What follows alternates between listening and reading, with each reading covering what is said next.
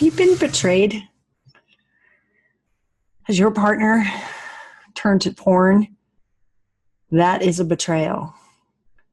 If they're sneaking things behind your back, that's lying. There's so many things that interweave into this betrayal that help mess up our mind forever. And I've got a special guest today. Her name is Blythe.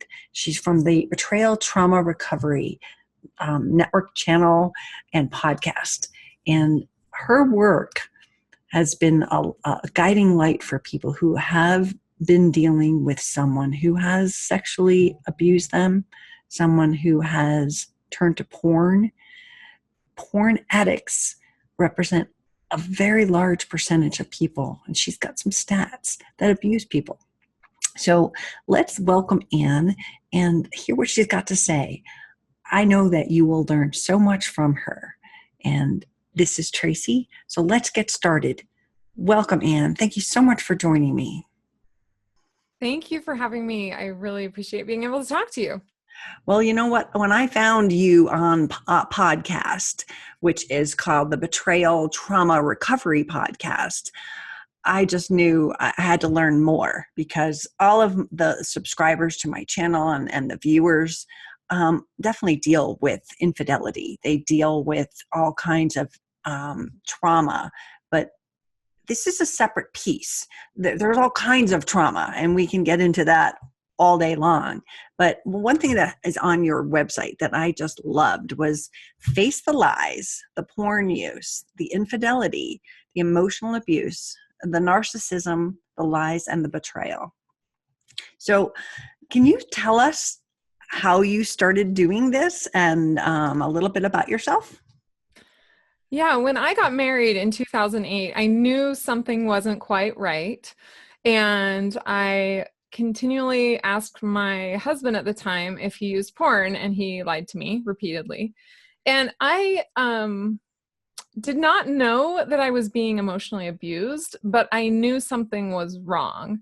And finally, after 18 months, he told me that he had been using porn and had a habitual masturbation problem.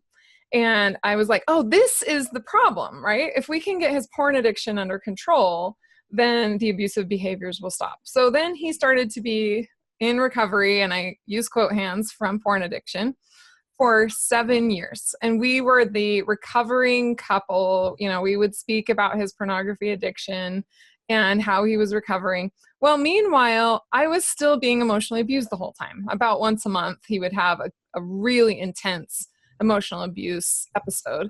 There were times where he would punch walls, where he would physically intimidate me by like hitting his head against a wall or other things. And because people would ask me, well, does he hit you? And I'd be like, no, I couldn't really put the pieces together. I didn't really understand abuse. I didn't really understand any of that. Well, fast forward, we spoke at a very big anti-pornography conference, the largest anti-pornography conference in the whole world. And I felt a little bit uncomfortable about it, but I thought, okay, we'll just get through this and then we'll focus on therapy and Well, he was arrested for domestic violence 6 months later. He sprained my fingers and pushed me against kitchen cabinets. And I went to the doctor, and the doctor called the police, and the police came that night and arrested him. And it was about a month later after I went to the domestic violence shelter and talked to them. And I said, I don't think my husband is abusive. He just has this pornography addiction, and he's really struggling with it right now. And they said, you need to read this book called Why Does He Do That by Lundy Bancroft. And I read it, and I was like, whoa, he has been abusive the entire time. Like this whole time, I have been in an abusive relationship. So I held the no contact boundary that the judge gave him after he was arrested. So he got 14 months probation for domestic violence, and he was given a no contact boundary by the judge, not by me, where he couldn't come within 1,000 feet of my home or contact me in any way. He could contact me through my dad about our children. So I was like, I don't know what to do. So I just held that no contact boundary, and I held it and I held it and I held it, and not knowing what to do, but finally starting to get my bearings and, get my feet on the ground. And then he actually filed for divorce 9 months after his arrest, and we were divorced 18 months later. Wow. And I still hold that no contact boundary. That's an amazing thing. I don't know if you know, but I was also arrested for domestic violence for my narcissistic boyfriend had actually used this trick on his ex-wife and others to protect me from finding out that he had been sleeping with 3 people at the same time. So the best thing to do was to put me in jail. So Wow. I lived that probation for 18 months. I had to go to domestic violence classes for 6 months. I had to do community service for 80 hours and all kinds of restitution for trying to forgive him for sleeping with others. It seemed like a little bit overkill, but I have now learned that it's a very common ploy. And if they don't know what else to do, they call victim, which we know they do. That's kind of a normal flag they throw up, oh, poor me. But when they, oh, poor me in front of the police, it gets ugly. Yeah, I'm really grateful. That might have happened had he not been arrested first in my situation, had the doctor not called. I did not call. The doctor called. But the reason he filed for divorce, he tells people, not because he harmed me or anything like that. It's because suddenly one day she kicked me out and then she wouldn't talk to me anymore. And what else could I do? You know, that kind of thing. Wow. I'm like, there's so many things you could have done, but you know, filing for divorce was probably the best one for me. So thank you. I appreciate that. And you know what I think too, it what might not have been, you might have stayed longer. You might have given them another chance, but that no contact, I was so blessed by never having to see that motherfucker again. Sorry, I swear. That no contact order was like a blessing. I was able to heal. I was able to learn and move on with my life. So I know what you're feeling there, that you didn't put it in yourself, but it was forced on you and it was the best thing ever. So, yeah.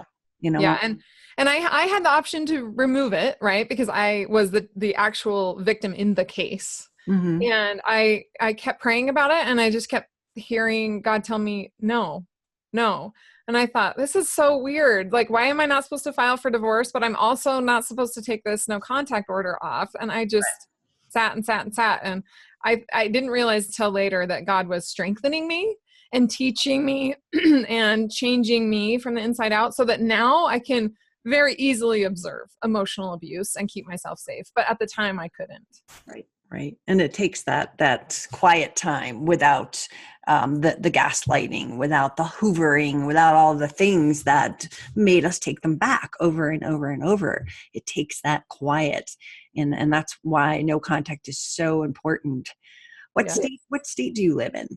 I live in Utah. Okay. In Colorado here, we just, I'm part of the Coalition Against Domestic Violence organization.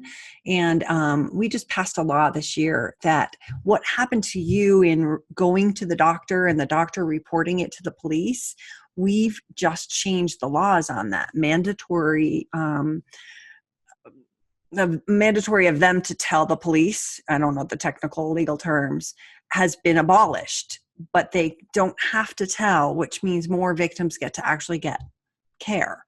Because when they were all going there and they would know, they wouldn't go, they'd break their arm, they'd be thrown down the stairs and they'd be afraid to go, because if they went, the police were called, they were going to get a worse beating at the end. It wasn't worth it, and it was harming us. So I think it's been a big step for our state here in Colorado. Yeah. That the doctor keeps track of it.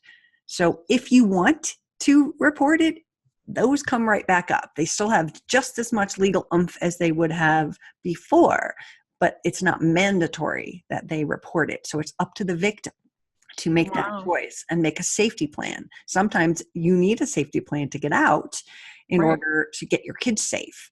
And if the police are just going to be called because you just broke your arm, or you keep going to the doctor saying this happened, and making up fake stories, the doctor becomes suspicious. But if you can actually be honest with your doctor and tell them what happened without fear of retaliation by your abuser, I think that law change was like really awesome. That's awesome. I haven't heard of that before. In my particular case, I did not want to report. I asked the doctor not to, and he had mandatory reporting. So in my specific case, it was such a blessing that he did. Yeah. But I do understand when it's not. Yeah. And again, the no contact has a huge impact on that. Yeah. People that are being abused, that are being forced back and nowhere else to go. Yeah. If it's not accompanied by a court ordered no contact, that is a super dangerous situation. Super, super dangerous. Yeah. So I have one little porn story and then we're going to talk about this, but, I was married prior to the arresting boyfriend, and I never saw any porn activity. Never, ever saw it. We'll talk to that in a second. But one day, I do all the books, and on our debit card is $1,200 worth of porn sites in like a 24-hour period. Mm-hmm. And I'm thinking, okay, your card got hacked. There's something wrong here. I'm hysterical. He was at work, so I called my in-laws, and I was very close to them, and I just was like, what do I do? Oh my God, look what I just found. And they were like, oh shit, not again. And I was like, what? Like, where was the other again? Like, why didn't I know about this? And I was horrified that this whole thing had been kept a lie and a secret to me. And I felt like really betrayed by them and obviously by him. So let's talk about the porn and how easy it is to perhaps hide from people. Yeah, I truly believe that abuse is correlated with pornography. There are hundreds of studies about how men who use pornography or pornography users have less egalitarian views, meaning they think that women should, do the housework or do this or that or other things, how it makes them more aggressive. It makes them less respectful of women. And so there's tons of studies about that. If you want to read some of the studies, you can go to my friend's site. His name is Gary Wilson, and his site is called Your Brain on Porn. And there's many studies that link aggressive and disrespectful behaviors toward women to pornography. So we know that in the research. Also, we know that as men stop using pornography, so from addicts in recovery, their wives report a greatly reduced significance of emotional abuse. So we know there is some correlation. Now, a lot of people tell me, well, so many men use porn, but there aren't that many abusers out there, right? And I just smile because I'm like, 1 in 3 women in Utah are abused. There are that many abusers out there, but people don't understand abuse. They don't know what it looks like. They don't know what it sounds like. You think you understand it. I have a master's degree. I've always been a feminist. So I thought I understood abuse, but I lived in it and soaked in it for 7 years and didn't know. So the women are fooling themselves, I think, when they think, oh, my husband's not that bad, right? They hear a crazy story of how a woman gets punched in the face and they think, oh, well, I'm just so glad he's not that bad, right?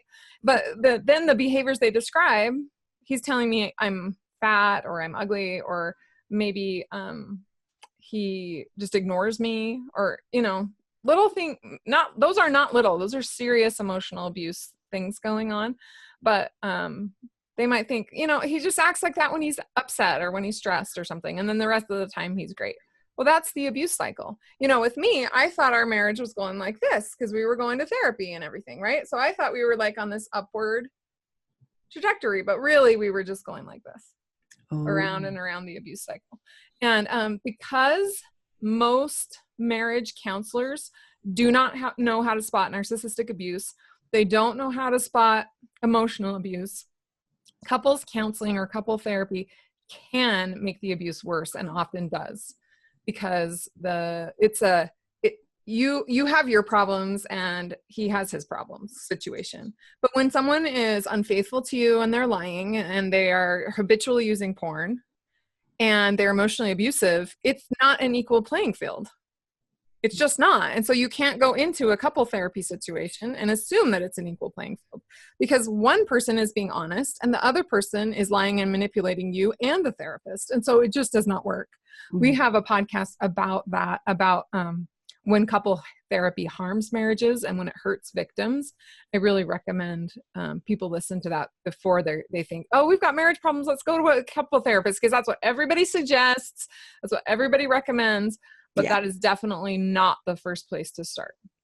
Yeah, no, I have had so many people share their experiences with attempting to go to a therapist. And either the therapist, like you said, no clue, mm-hmm. they're good talkers. They know what they do, but they don't know this type of person. So they do not know that they are being manipulated. They do not see that you're being manipulated. It's just something we can work out. Yeah. It's like people come out of that and they're like, well, I tried counseling and I tried this. And like, it's such a disservice to the victim. Yes. When they are put in the same room as the abuser, because the lies that they are hiding. So there's lies, and then there's just falsities and things that we don't even know are going on. Just like that porn thing that my mother-in-law was like, oh, again? Like, what again? I've been married to you for 7 years or 8 years by then. Right. You know, what is the history? Why the lying? Why? And that's what you bring into a couple's therapy sometimes. They just want to prove very often that, look, I went to therapy. Isn't that nice of me? Mm-hmm. But it's all a game. Well, and also they can say, we went to the therapist, but she won't do her part. Right? Yeah. She won't do what she's supposed to do. And the therapist will say things like, well, let's use I statements, right? So if you're feeling sad, you say, so you get really vulnerable because you're in that honest place. And that just opens you up for more abuse rather than boundaries is what you need to set. But the addict / narcissist / whatever their problem is, they don't like boundaries. They're doing everything they can to avoid accountability for their behavior. So you get more vulnerable and they just get more manipulative. Without boundaries, there is no way you can create or save a marriage. So the best bet for the healthy marriage is for you to set boundaries. And we recommend that women who decide to set really strong boundaries, to wait and see, right, what their spouse. So let me back up for a minute. At Betrayal Trauma Recovery, we actually don't advocate for divorce. We advocate for safety, whatever that means. Because in so many divorce situations, divorce does not solve the problem. The person keeps coming around, they keep getting abused. Divorce is just they just get abused in a different way after divorce, especially if you have children with them. So our number one priority is safety. And whether or not that means they remain married or not, we've had women who are separated with like a do not contact boundary or really strong boundaries, but haven't filed for divorce for like years because that's a safe situation for them and that's where they feel comfortable staying. So if the addict / maybe someone with narcissistic traits, right? We don't know if they officially have narcissistic personality disorder because like, what if they lie on the test or whatever? It gets so complex, but we recommend that they do a therapeutic disclosure with a therapeutic polygraph with a professional CSAT, APSATs therapist. And not that will solve all of the problems, but so many of them, if you say, okay, in order for you to move back home, these are the things you would need to do, right? One of them is a therapeutic polygraph. Most of them say there's no way, I'm never going to do that, right? And so if they won't do it, then they don't move back home. A therapeutic polygraph is a lie detector test with someone certified in a polygraph. If it's done in conjunction with a CSAT, APSATs therapist, CSAT is a certified sexual addiction therapist. APSATs is the Association of Partners of Sex Addicts Trauma Specialists. So they focus on the victim, making sure the victim is safe. So if it's someone that has both of those certifications and they can administer through a certified polygrapher, this is stuff like when they polygraph men to see if, for example, they use child porn or other forms of illegal sexual activity. So we've seen men do that. Sometimes they fail over and over. And then finally, when they're able to really tell the truth, which is next to impossible, as you know, but the men who can tell the truth and do tell the truth, eventually, I see them heal. They're able to heal. But if you have anything hidden at all, you cannot heal. There's no way. And most narcissists, or most people who exhibit narcissistic traits, are unwilling. They're just simply unwilling to tell the truth. Yeah, because they can just move on to the next supply. I mean, why do I have to be honest and do all this dirty stuff? It's much easier to just go, yeah, we're done with you. Next. Exactly. It's almost like we talk about when their mask falls. Yes. When like everything sort of like you get these eureka moments. It's the same sort of thing. It's once, if they're forced to do something like that, what's the gain? You know, they can just find another supply if they didn't already have 2 or 3 in the waiting. So, you know, they walk away from most therapy and most ways that they can heal.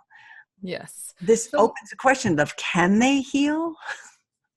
So for me, I know that there's so many different opinions about this, right? Like therapists will say somebody with narcissistic personality disorder can never change. The abuse community will say abusers will never change. I have a core belief deep down inside me that says people can change. And I really believe that if somebody genuinely wants to change, if they say, you know what, I want a better life for myself, I do not want to repeat these unhealthy things, that they can. I really, truly believe that. And I think the reason I hold on to that is because that makes the world for me a beautiful place. So I have that core belief, and I don't want to let go of it. At the same time, someone who has not changed has not changed. So even if they tell you that they've changed, if they actually haven't, then they haven't. So it's the behaviors that you have to look for. In order to know if someone is narcissistic or not, it takes, I think for those of us who have been through it, we can now see it, right? Yeah. We can see it very clearly. For example, yesterday at the pool, I was there with my children, and there was a man, and I started a conversation with him, and he seemed kind of nice. I thought, okay, he's okay to continue the conversation with. Well, very quickly, he told me a story, and I recognized a lot of red flags. And he said to me, I'm right? You don't think it's unreasonable that I expected dinner on the table when I got home? So he said this, and I said, this is my cue to leave. And I stood up, and I got my stuff, and I walked away, but I left my towel there because I was like kind of trying to get away fast. And I also didn't realize that I had left my shoes there. So then I was like, oh, so I walked back over to get my towel, and he said, you don't have to leave. We can still talk. And I said, you know, I'm not interested in people like you. And I got my towel and I walked away. And then I was like, my shoes are still there. So I went back again. And he said, I'm so sorry. I'm a jerk, and I'd really like to talk to you. And I said, you are a jerk, and I don't want to talk to you. And I put my shoes on and I walked away again. So I think that I'm able now to recognize those types of things and set a boundary very quickly for my safety, and also be very direct. I don't think I was rude as much as I was just direct. Like, I don't want to talk to you, so I am leaving. But I don't know if I would have recognized that had I not been on my own recovery journey to recognize what these behaviors look like. So once we can trust ourselves to know what these behaviors look like and what they feel like, then I think we can set boundaries with people and see if they do change. Like, for example, if my ex now, who I still hold the no contact boundary with, and I'm very happy, I'm, moving forward with my life, not expecting him to do anything.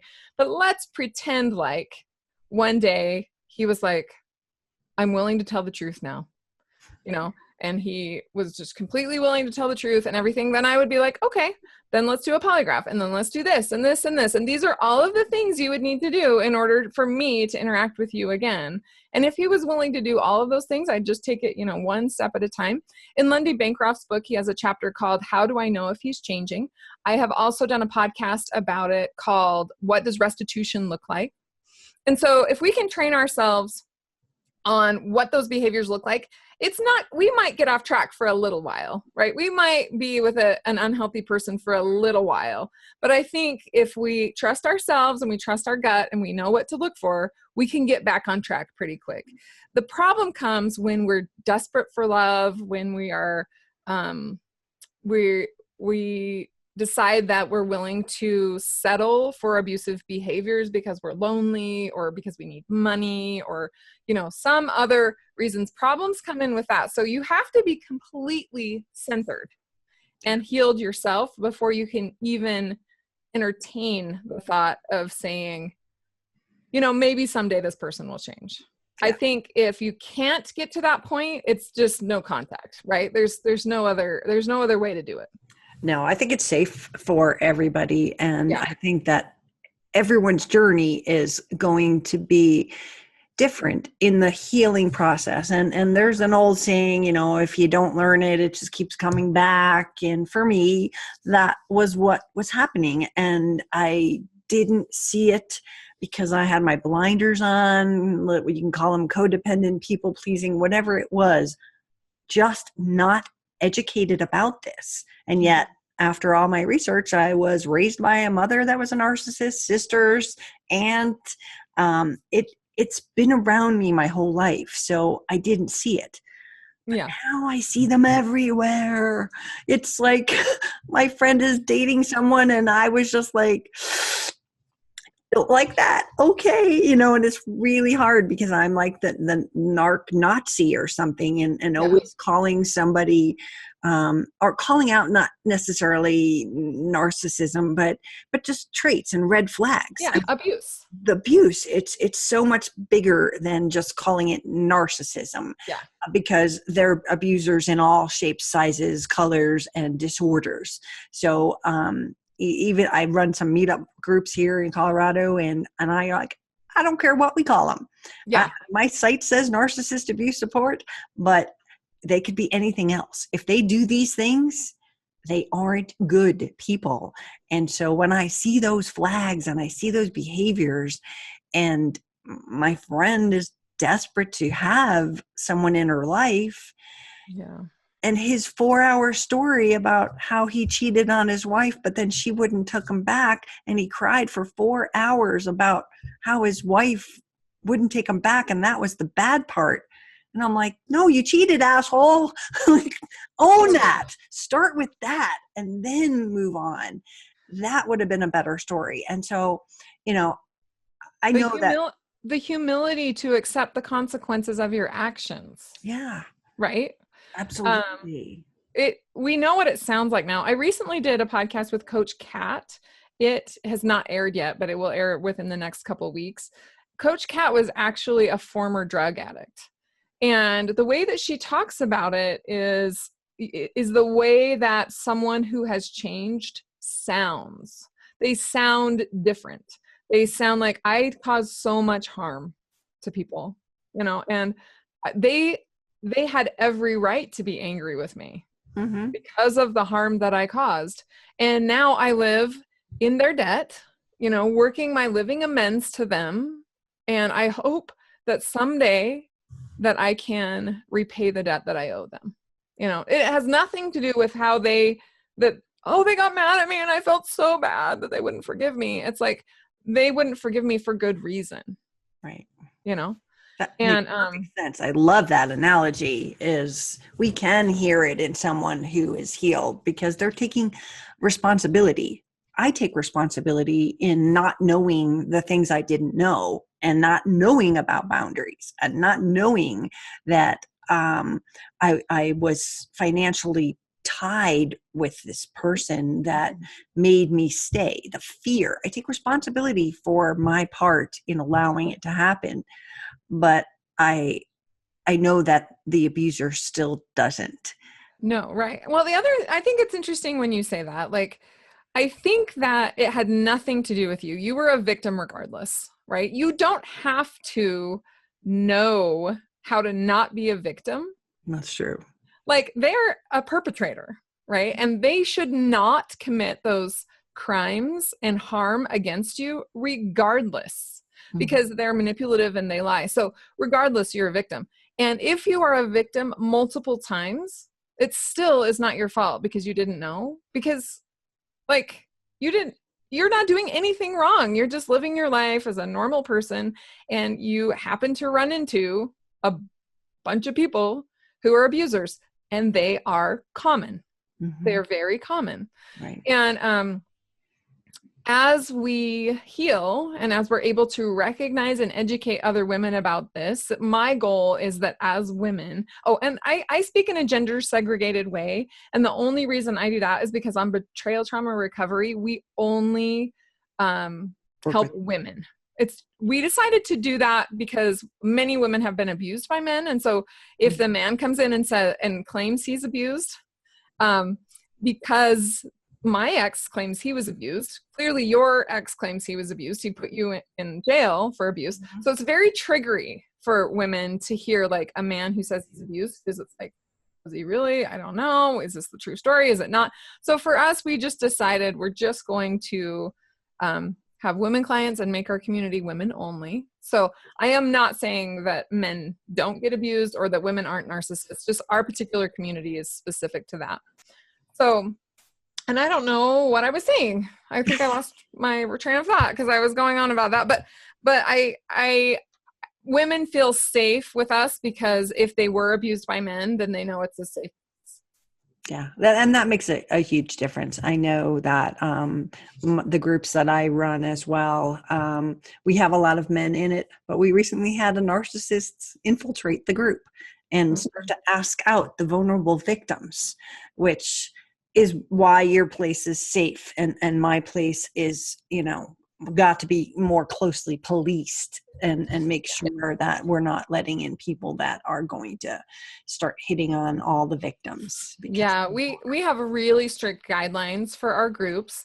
So we have blocked and kicked out women who are too triggery or unhealthy or abusive themselves, so that our groups are very healthy, because it's just too scary. Also, inside of our secret Facebook group, which is for women only, but it's also free, we have 8 moderators in there all the time watching things. So people get one warning and they're mentored individually about like, these are the things that are inappropriate. Because so many women who have been abused, they themselves don't know how to be healthy yet. They don't know what it means to be healthy. They don't know what it means to be safe. So we're there to help teach them like how to get to safety, both in terms of how to not be victimized anymore and how to make your own life safe, right? How to make yourself a safe person for other people. So we know that everybody's sort of on that spectrum and everybody's working toward being more healthy. But for the people who refuse to take accountability, or they can't see how maybe their comments were abusive or triggery to other people, then we block them, which of course they get mad about, but okay, that's all right. I am okay with people not liking me. And you know what? I feel like it's our job to keep them safe. We are the police. We are the ones making the choice, seeing their behavior and saying that's not appropriate. I have 9 admins on my Facebook group as well. And, they watch these things like hawks, and there's a fine line in breaking a rule and just being obnoxious to another person, and being obnoxious to someone else, being unempathetic to someone else is not allowed. So bye. And we watch our group really closely. There are some that are at 50,000 people in them. And I can't even imagine the management of that. No. Yeah. That would be really intense. Yeah. So in our groups, it's a porn, we call them porn-free zones. So one of the guidelines of our group is that because men's infidelity and or porn use is so triggery to women, that in our groups at our site, porn is never okay. It's never okay. So for a woman who thinks, some porn is okay in some forms. And there are people who think that our group would actually not be the best group for them. Our group really hits hard on an emotionally safe person, does not use other people, which is the essence of pornography. Mm-hmm. It's turning people into objects and consuming them, which is also the essence of narcissism. So I think pornography is the like embodiment of narcissism online, really. Is, you're able to like just look at people and just use them as products. Mm-hmm. So for us, porn is not okay, and it's intersected and not at all removable from the abuse. So it is a abuse. It is an abusive behavior. I wrote a book. It's currently being edited. Yeah. And what it's about is wanting to add pornography to the list of abusive behaviors. That's an important one. Yeah. Yeah. I think it's infidelity, because people are like, oh, he must have fallen in love with that other person or whatever. And it's like, no, it's abusive to your wife to cheat on her. Right. It's abusive to your wife to look at porn and to have sex with anyone else but her. Mm-hmm. Yeah, no, it's true. What I love about your site and the services that you offer that I really want to tell everyone about is specifically the group coaching. Want to tell us about that? Because it's really cool.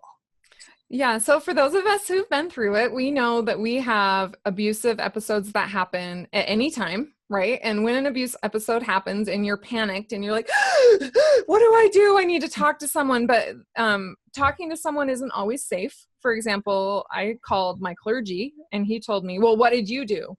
And I was like, nothing. I didn't do anything. And I got attacked back. So then I was like, well, it's not safe to talk to him. And it wasn't safe to talk to my in-laws. And then also getting into a therapist, number one, they're not always safe. They don't always understand. And number two, they're booked out. So we wanted to make sure that women had professional services and they had access to professional services every single day without needing to make an appointment, without needing to wait, without needing to schedule anything. So if women are a member of Betrayal Trauma Recovery group, we have sessions every single day. They're online. They're in multiple time zones where a professional APSATS coach who is certified and trained is there moderating the group. So it's a very safe place. Women can go and process what happened, get positive feedback, get, I should say accurate feedback to know like what really is going on and what would be the most safe thing for me to do to get to safety. And so that's available anytime when women join. It's $125 a month, which is extremely inexpensive. That's usually about the same amount of money as one therapy appointment, but you get up to, I think 40 sessions a month. So it's a lot. And then our individual sessions only have a 4-hour lead time on them. So if you're panicked and you need to get into a professional very soon, you can get on our site and see a professional usually within 4 hours, which when you need help immediately and you need a safe place to go, it's super important. That's what I loved about your model, because it is something that people go trigger and like there's so much going on. And I know that we've talked a lot about pornography and sexual abuse, but your services can help anyone that's been emotionally abused. And it's almost like a drop-in service. There's a schedule, 10 o'clock on Tuesday, this time on, it's like you can sit there and see and go, oh, I can look forward to 4 more hours. I can talk to somebody. Some of the days you have multiple sessions. And I saw that people are from all over the world that are coming to help everybody. And so I think the model is amazing. I wish that it was more known to people. And are these sessions, these 90-minute sessions, is there like a topic, or is it just like, let's meet and whoever has something to say, the therapist works with the group? Yeah. So we have a session format. So there's a check-in process. Then everyone, depending on how many people in the group, they divide the time equally. Mm-hmm. So if there's 4 people in the group, then everybody would get, I'm just making this up right now, but like 15 minutes each to share what happened to them and to request feedback. It's very clear what the format is. So you can go to our site and look up BTRG, which stands for Betrayal Trauma Recovery Group session format. And the coaches ask specifically, would you like feedback today? Would you just like to listen? Would you like feedback only from the professional coach? Or would you like the other group members to be able to share feedback? It's very different than a group at, say, your local domestic violence shelter. Number one, it's online. So while your kids, you can put put a show on for your children, and you can join the group from your home. You can join it on a phone or on a computer. So even if you have to like go somewhere in your car and sit in your car, you can do it there. So that's the number one thing that makes it different from the local domestic violence shelter. The other thing is that it's not just like, this is what abuse looks like, right? When you go to the domestic violence shelter, you get, at least I got lectured a lot. Like, you need to get divorced, and these are the abusive things. And then also like the checklist, like, does he control your transportation? Does he do this? Does he do that? It didn't apply to me. So half the time I was like, I don't know, like the classic domestic violence checklist was not what he was doing. And so I couldn't figure it out. And I would talk to them about it, and they were like, yeah, they weren't as helpful as I needed for narcissistic abuse and pornography addiction and sexual addiction as I needed them to be. So for us, it's where a woman can describe her situation, decide what type of feedback she would like to do, decide where she is right now. Like right in this moment, she might not want to get divorced. Right in this moment, she might be filing for divorce. Right in this moment, she might be doing this or that. We take the client's lead and support them to help to get them to safety within the value system that they have, so that they don't have to do anything that they feel uncomfortable with, because they've been abused, right? They don't need someone else telling them, this is what you need to do, right?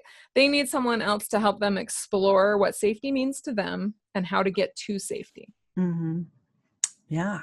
That's awesome. I really, really appreciate you sharing that with us. And I hope that people will go to your website, which is btr.org. It is a nonprofit, and they can join and look at your stuff.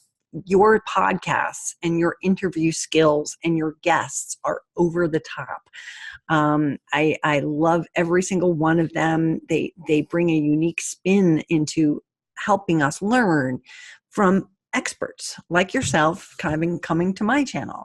We have people that are out there doing this work, that it's so important that we share that wealth, because I know for me, when I interview someone, I learn more and I become a wholer person because I've just learned what they've shared with us. So I highly suggest that people visit your podcast and your website. And I thank you so much for joining me today. It has been such a pleasure. Thank you. I'll just plug the podcast really quickly. You can find it on your podcasting app on iTunes or Google Play or Stitcher. It's Betrayal Trauma Recovery is what you would search. Mm-hmm. I use the pseudonym Blythe. That's not my real name. And I usually use stock photos. So you probably won't see me. You'll probably see a stock photo. But what you're looking for is Betrayal Trauma Recovery. And you can also listen to the podcast, and we've transcribed every single podcast episode on our website. So if you prefer to read, you can go there and read it. And you can also download it to your phone from our website as well. Well, that is so helpful. And again, thank you so much. Everybody go and visit her podcast. And when you're out taking a walk, or you're like waiting for the kids, school's about to happen, you're going to be sitting in the parking lot waiting for them to get out of stuff. You could have it in your ears and you could be totally learning while you're waiting. Her topics include things like betrayal, of course, but boundaries and parallel parenting. How about that one, guys? While you're sitting waiting for soccer, figure out how you can co-parent with this person, because she's got some answers that I haven't heard anywhere else. And I want to thank her from the bottom of my heart to all of you out there. And thank you for everything that you're doing. The more women and men who are moving toward a healthy life, the bigger the army gets of healthy people. Mm-hmm. And it's a beautiful world out there. If we know what healthy people look like, they're much easier to find. And so I really am grateful to know you. Great. Thank you so much. Thank you. Thank you so much for joining me today. If you are joining me on YouTube, I just want to let you know that I have a podcast that you can also find on iTunes and Stitcher and all of the other places. If you're joining me on a podcast, please visit me on YouTube or visit my website, narcissistabusesupport.com. We've got a wealth of information, articles, quizzes, courses, things that you can do to help you move on. This is Tracy. If you haven't subscribed to my channel, please do. We're in the middle of an Ask the Expert series, and I look forward to seeing you again soon. Thank you.